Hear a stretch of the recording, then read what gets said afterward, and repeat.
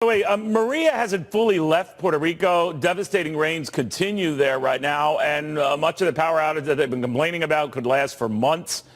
So many homes and businesses that are simply destroyed. And now that Maria is, making tracks for Turks and Caicos, the party just roars on here.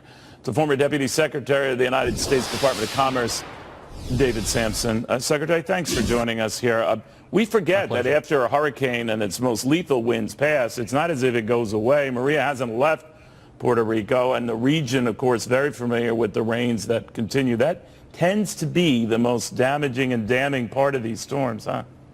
Right. The floods that come with the hurricanes are very destructive.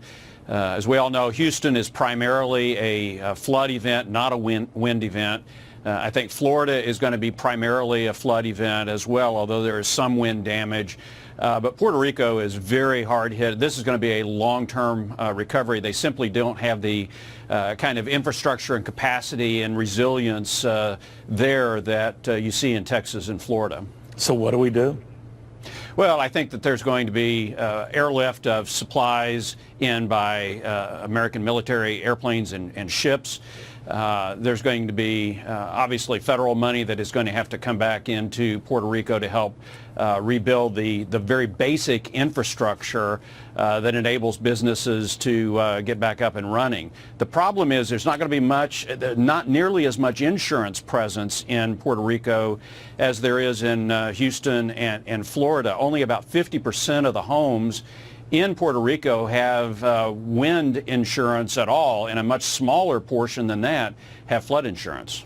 So, when we have something that could be certainly a record breaker for cumulative storms this year versus, I guess, the last big one a dozen years ago, how does the government prepare for that? I know FEMA technically can use emergency funds and the checks will be granted later and all that. But this is a whole different case covering a much broader region. How is that handled?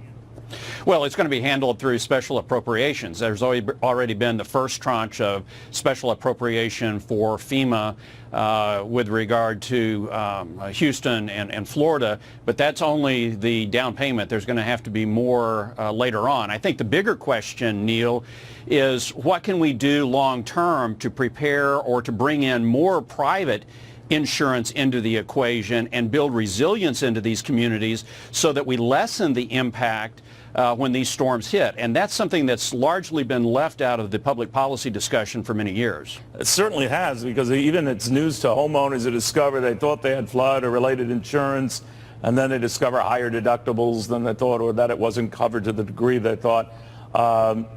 How is that handled? Because I've gotten quite a few emails from people, I'm talking more in Florida and Texas than certainly Puerto Rico, but how is that communicated, or should that communication be improved, or is that typical of Americans? We don't really read the fine print. It's an ongoing process of communication. More needs to be done. But yes, the real problem that we're seeing in Houston is an underinsurance problem. Only about 1 in 6 of the homes that were flooded have flood insurance. Yeah, that amazes me. We say all the time, flood is not covered under your normal homeowner's policy. You have to buy a separate flood insurance policy. You'd think their mortgage lender would require that. Well, if you have a federally insured mortgage, it is required. But there are many, many homes that are not under the federal housing insurance program or not in the 100-year floodplain that choose not to buy the flood insurance.